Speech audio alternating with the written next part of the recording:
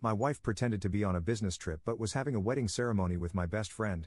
I, 45 meters, am sitting in my car outside St. Mary's Church in Boston, feeling like some cut-rate private investigator and wondering if I've finally lost my mind. My wife, 47F, is supposed to be at a business conference in Chicago. That's what her calendar shows, what her assistant confirmed, what the hotel reservation indicates. Yet here I am, because some stranger decided to play guardian angel or devil, I haven't decided which yet. The text message glowed in the darkness of my car. St. Mary's Church, 2 p.m. You need to see this. Unknown number. My hands trembled as I gripped the steering wheel, watching guests filter into the old stone building through my rain-streaked windshield. This is insane, I whispered to myself, but I was already reaching for my sunglasses. The church bells began their mournful toll as I slipped out of my car, shoes clicking against wet pavement. Each step felt like walking toward my own execution. I slipped in through the side door, finding a spot behind a marble pillar. The familiar scent of incense hit me, and for a moment, I was transported back to my own wedding day 7 years ago. Same church, different dreams. The organ started playing, and my heart stopped because there she was, my wife, standing at the altar in a gown I'd never seen before, her hands clasped in front of her with that familiar nervous tick in her jaw. She wasn't in Chicago. She was here, waiting for a groom. When he appeared at the entrance, the ground shifted beneath my feet. That confident stride, those expertly styled dark curls, I'd know him anywhere. My best friend since childhood, the man who helped me pick out my own wedding suit. Dearly beloved, the priest's words faded into white noise as I watched them exchange vows. My wife and my best friend, promising to love each other until death do them part, just like she promised me, just like we all promised each other when we were kids. No secrets, no lies, friends forever. I don't remember leaving the church, don't remember the drive home. But I remember the moment I decided, sitting in our kitchen, our perfect, magazine-worthy kitchen that she insisted on remodeling last year, watching the sun set through windows that suddenly felt like prison bars. My phone buzzed, conference running late, don't wait up. I poured myself a glass of her favorite scotch, the one she saves for special occasions.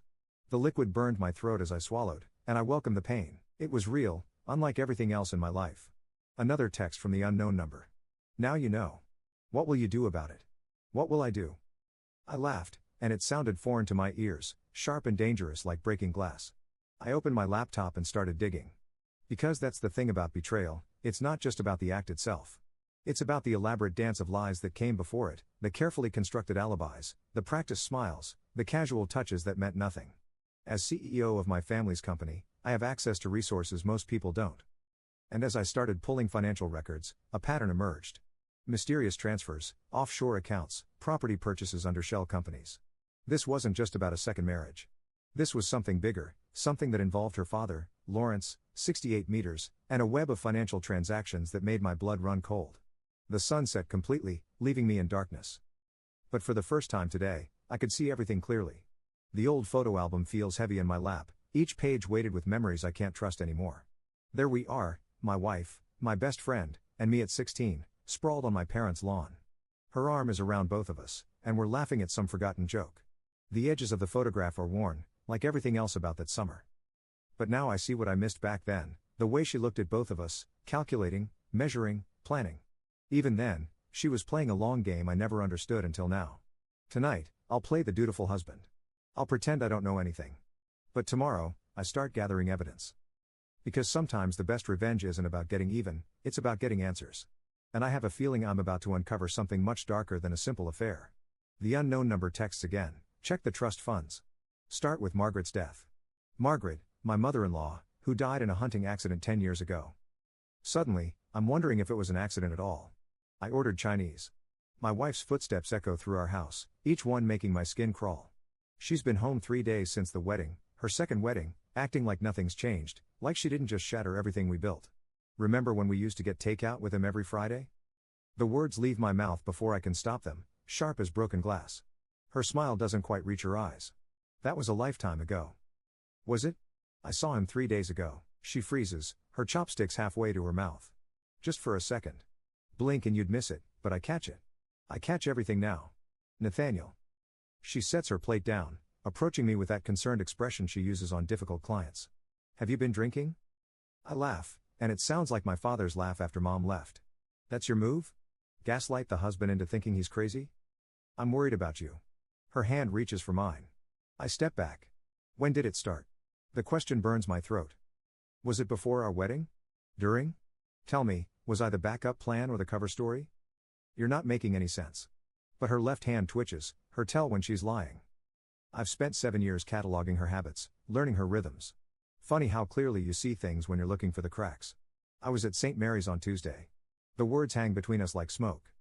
Nice dress, by the way. Better than the one you wore at our wedding. The mask slips, just for a moment, but it's enough. Her eyes go cold, calculating. This is the real version of my wife, the one I never let myself see. It's not what you think. Don't. My voice doesn't shake. I'm proud of that. Don't insult me with excuses.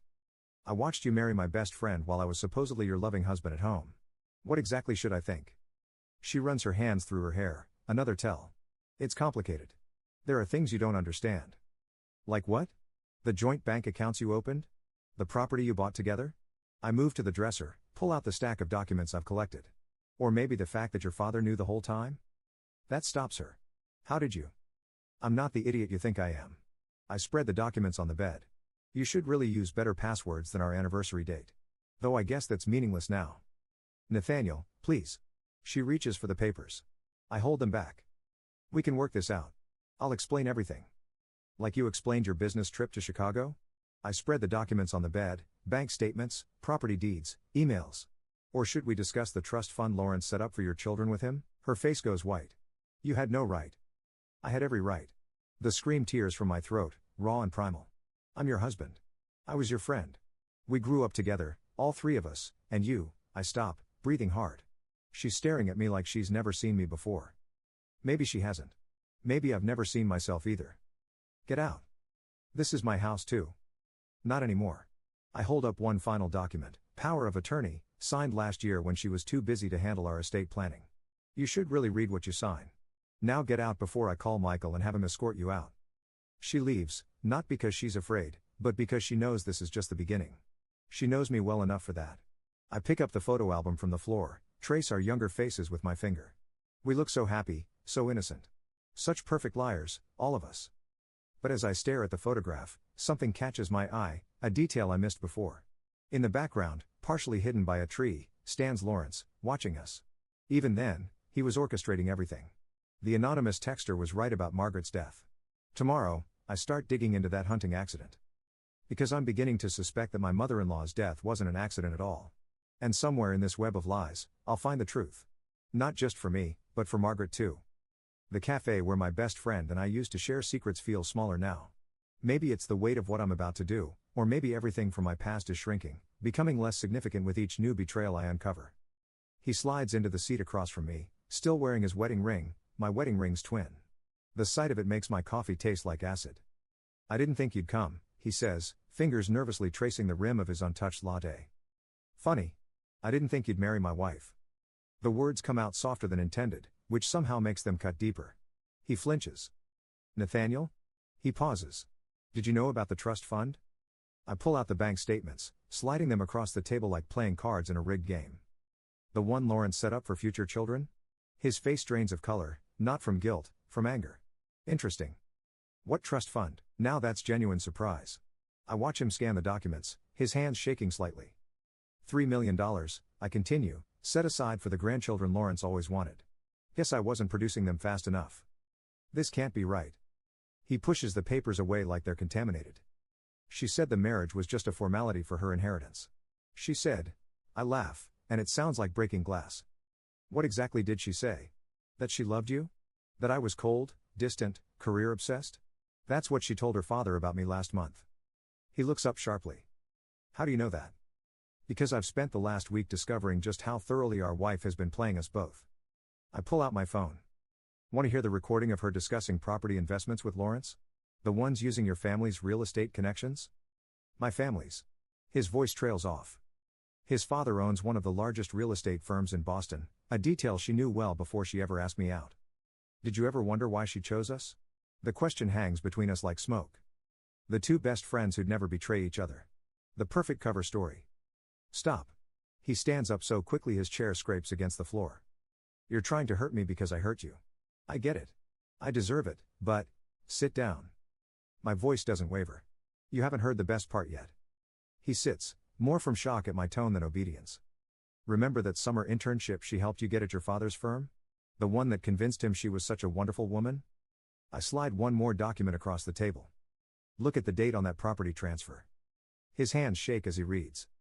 This is my father's signature, but he would never sell his prime development property for half its value. He didn't know he did. Check the witness signatures. His face crumples as he recognizes his own handwriting. I was just notarizing documents. She said it was practice for my license. While I was planning our wedding, you were unknowingly helping her steal from your own father. The truth tastes bitter on my tongue. She played us both. The only difference is I figured it out before she could take everything. He looks up at me, really looks at me, for the first time since he sat down. What are you going to do? I stand up, gathering the documents. Wrong question. The real question is, what are we going to do, we? You have two choices. Keep playing her game and lose everything, or help me take her down. I pull out one final document, a USB drive containing everything I've discovered. Your father's company, my savings, Lawrence's reputation. She's built her entire plan on the assumption that we'd never compare notes. He stares at the drive like it might bite him. If this gets out, everything burns. I place my hand over his, feeling the wedding ring that matches mine. But this time, we'll be the ones holding the matches. He closes his fingers around the drive, and I see a glimpse of the friend I used to know, fierce, loyal, unstoppable when crossed. When do we start? I smile, and for the first time in weeks, it feels real. We already have. Update 1. 3 empty wine bottles mock me from the kitchen counter. Not my usual poison, but tonight isn't usual. The documents from my wife's office are spread across our dining room table, our wedding gift from Lawrence, ironically enough, like pieces of a puzzle I never wanted to solve. My phone lights up. Another message from her. Please, let's talk about this rationally. Rational? Like the systematic way she built this house of lies? Like the calculated precision with which she chose her marks? The phone buzzes again, this time from him. Elliot is asking questions. We need to move faster. I switch it off, but my hands won't stop shaking. The magnitude of what we're planning finally hits me. This isn't just about exposing her anymore. We're talking about destroying families, reputations, lives. The doorbell rings. For a moment, I consider ignoring it, but then I hear the key in the lock. Only one person besides my wife has that key. Jesus, Emily. Margaret, 49F, steps into the dining room, taking in the chaos. When's the last time you slept? I wave vaguely at the papers. Did you know about William's suicide? Margaret freezes. What? 10 years ago, right after graduation. Officially, it was a hunting accident. I hold up the newspaper clipping I found buried in Lawrence's financial records. Unofficially, I push forward a stack of bank statements. He discovered Lawrence and my wife had been embezzling from his company for years. Christ, Margaret sinks into a chair. Does anyone else know? Just the person who's been sending me anonymous tips. I tap the burner phone on the table. They sent me this today. Copies of William Johnson's suicide note. He tried to stop them, Margaret. He tried to expose them, and my voice cracks. I'm becoming them. The words taste like ash.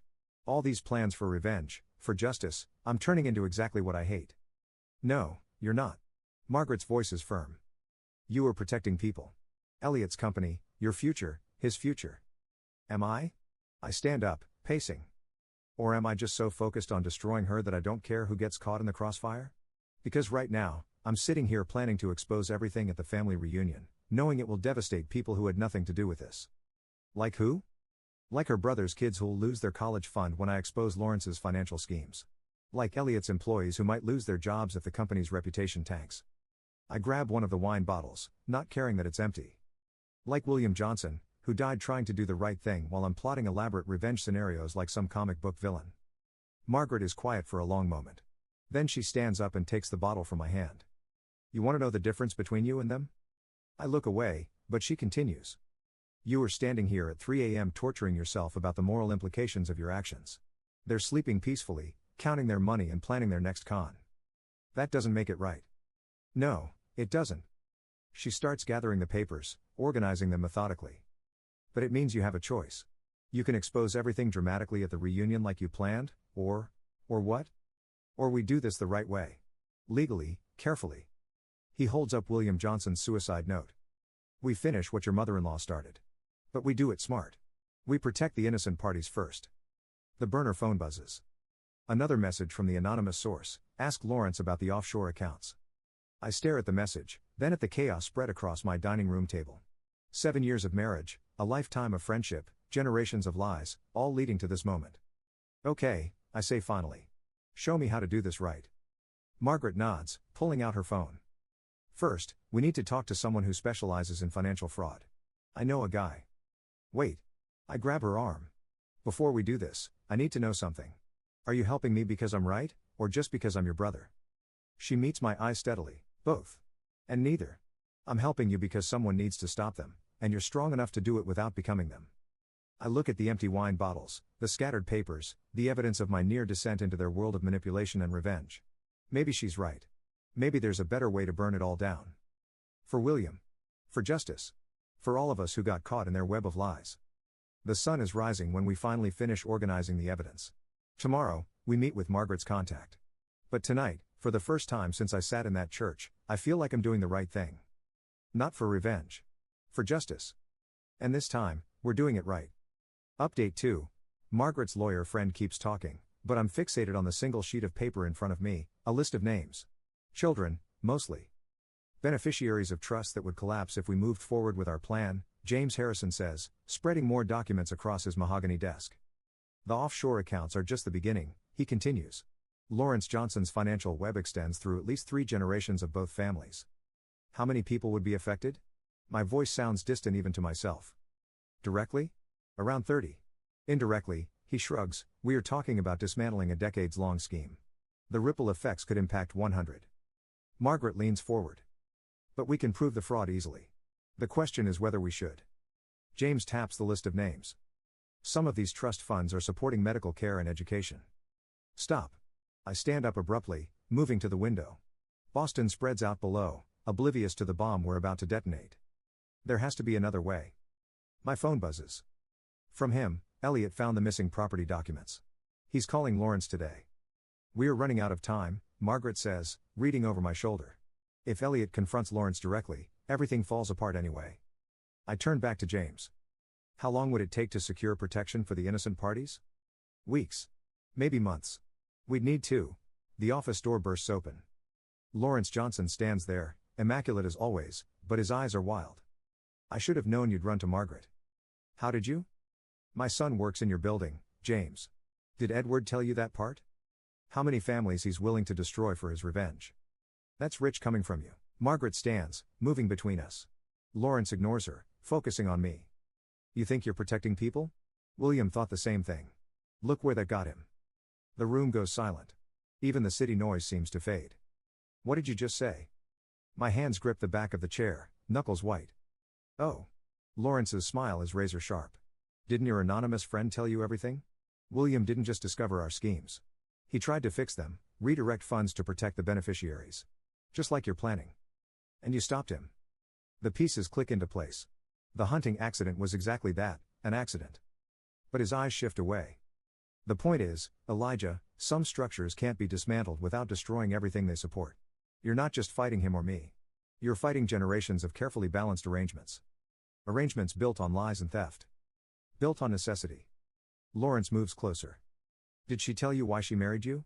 Your family's political connections, 3 generations of judges and prosecutors. The perfect shield.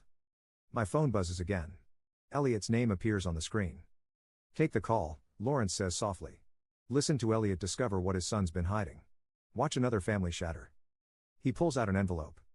Or, we can discuss alternatives. Don't, Margaret starts. What alternatives? My voice is steady, but my heart hammers against my ribs. A clean break. Generous settlement. The innocent parties stay protected. Lawrence sets the envelope on James's desk. Everyone wins. Everyone except justice, Margaret snaps. Justice? Lawrence laughs. Ask Elijah what he really wants, justice or peace? My phone keeps buzzing. His messages join Elliot's calls. The list of names stares up at me from the desk. Children. Families. Futures. How long do I have to decide? Until Elliot finishes reading those documents. Lawrence moves to the door. Choose wisely, Elijah. Unlike William, you still have a choice. He leaves, and the office feels both larger and more suffocating. You can't seriously be considering this, Margaret says. I pick up the list of names, then my still buzzing phone. What if he's right? What if trying to fix this just makes everything worse? That's fear talking, not justice. Maybe. I look at James. But what if fear is trying to tell us something important? The phone buzzes one final time, then falls silent. Whatever Elliot discovered, it's too late to stop it now. I pick up Lawrence's envelope, feeling the weight of decisions not yet made. I need to talk to him, I say finally, before we decide anything else. Because sometimes, I'm learning, revenge isn't about who you're willing to hurt, but who you're willing to save. Update 3. The Harrison family estate looms before me, its windows glowing like warning beacons in the dusk. Cars line the circular driveway, all the players assembled for what they think is a surprise anniversary party for Lawrence and his second wife. Last chance to back out. Margaret stands beside me, holding the briefcase containing everything, every document, every recording, every piece of evidence we've gathered. They're already inside. He appears at my other shoulder, his voice tight. Elliot is with them. She's watching the door like a hawk. I adjust my black suit, funeral appropriate, though they don't know that yet. Lawrence's envelope presses against my ribs, tucked into my jacket, his offer of silence still unopened, still a possibility. We enter through the kitchen, where caterers bustle around, unaware they're serving the last supper of the Harrison dynasty. She spots me immediately, her face flickering between relief and suspicion. Elijah. She moves toward me, champagne glass in hand. I didn't think you'd come. And Miss Lawrence's party? My smile feels like broken glass. Wouldn't dream of it. Her eyes dart to the briefcase, to him, to Margaret. I see the moment she realizes something's wrong, but Lawrence's voice cuts through the murmur of conversation. Everyone, please gather in the main hall. The crowd shifts, carrying us with it. I catch glimpses of familiar faces, Elliot, pale but composed, Lawrence's second wife, oblivious and beaming, his brother, clutching his children's hands. The children. God, the children. Lawrence raises his glass. Thank you all for coming too. Actually, I step forward, my voice carrying across the sudden quiet. I'd like to say something first. She moves toward me, but Margaret blocks her path. He positions himself near Elliot. Elijah? Lawrence warns. Think carefully about what you're doing. I pull out the envelope he gave me, still sealed. I have thought about it. For weeks, I've thought about nothing else. I turn to address the room. About justice and protection. About who deserves the truth and who deserves mercy. Elijah. Her voice holds real fear now. Whatever you think you know, I know everything. I open the briefcase, but I don't remove the documents. Not yet. About William's death. About the trust funds. About your 2 marriages and Lawrence's schemes and every lie you've told to keep this house of cards standing. The room erupts in whispers. Elliot steps forward, his face ashen. Dad, I'm sorry. Son, I interrupt, voice firm. This isn't your fault. His voice breaks. I didn't know. Not until Elijah showed me. Showed you what? His brother demands. What's going on? I look at the children, their confused faces, their innocent futures hanging on my next words. Lawrence's envelope burns against my skin. The truth, I say softly, is that I came here tonight to destroy everything. To expose decades of fraud and manipulation. To get justice for everyone who's been hurt by the Harrison family's lies. I pull out the first document, William's real suicide note. Lawrence goes very still. But standing here, looking at all of you, I meet her eyes. I realize there's something worse than being deceived. Something worse than being betrayed. Elijah, Margaret warns, but I continue. It's becoming the very thing you're fighting against. I strike a match. When did I take it from my pocket? And touch it to Lawrence's envelope. The paper catches quickly, and I drop it into the briefcase. No. Margaret lunges forward, but it's too late. The evidence burns, years of careful investigation turning to ash. With it burns my chance at justice, at revenge, at everything I thought I wanted. The fire alarm shrieks. Sprinklers activate. People rush for the exits, pushing past Eleanor's guards in the chaos. Through the smoke and spray, I meet Lawrence's eyes. He knows what I've done. Chosen mercy over justice, chosen to protect the innocent over punishing the guilty. But his triumphant smile fades as I pull out my phone and press send. Because sometimes the greatest revenge isn't destruction, it's redemption. The police lights paint Lawrence's pristine kitchen in alternating red and blue. He sits across from me at the marble island, both of us dripping from the sprinklers, watching officers cart away boxes of evidence, the real evidence, not the decoy files I burned. Copies, I say quietly. Everything in that briefcase? Just copies. The originals went to the FBI an hour ago. And as I watch them lead Lawrence and my wife away in handcuffs, I realize that sometimes the truth doesn't set you free. Sometimes it just shows you who you really are. The last box from her study sits unopened on my kitchen counter. Through the window, autumn leaves scatter across the backyard where 3 kids once promised to be friends forever. My phone buzzes. Elliot wants to meet with both of us. Some bridges can't be rebuilt after they've burned. But maybe we can build something new from the ashes. Because sometimes revenge isn't about getting even, it's about getting free.